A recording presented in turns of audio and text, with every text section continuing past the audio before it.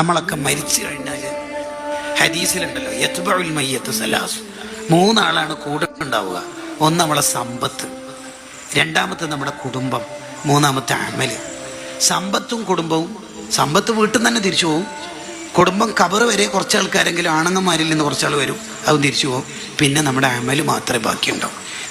നമ്മുടെ കൂടെയുള്ള കുടുംബം അവര് നമ്മൾ മരിച്ചു കഴിഞ്ഞാൽ ഖബർ വരെ വന്നു പോകും എന്ന് പറഞ്ഞാൽ അതിൻ്റെ അർത്ഥം എല്ലാവരും തിരിച്ചു പോകും എന്നല്ല.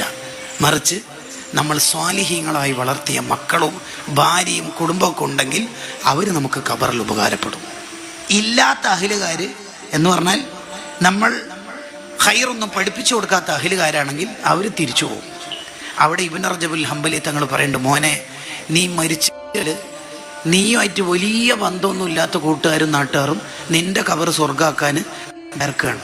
ഖബറും പുറത്ത് വന്നിട്ടും സുംറ സംഘടിപ്പിച്ചിട്ടും ഈ ഭാഗത്തൊക്കെ ചെയ്തിട്ട്. എന്നാൽ നിന്റെ അടുത്ത കുടുംബക്കാർ സ്വത്തോഹരി വെക്കുന്ന ഡേറ്റ് കൺഫേം ആക്കുന്ന തിരക്കിലാണ്. ആരാണ് നിനക്ക് ഉപകാരപ്പെടുന്നത് ഖബറിൽ എന്ന് നീ ചിന്തിക്കണം. ഉമ്മമാരെ, അഹ്ലുകാരിൽ ഇൽമിൻ്റെ അഹ്ലുകാരായാലേ ഫലം ഉണ്ടാവുള്ളൂ.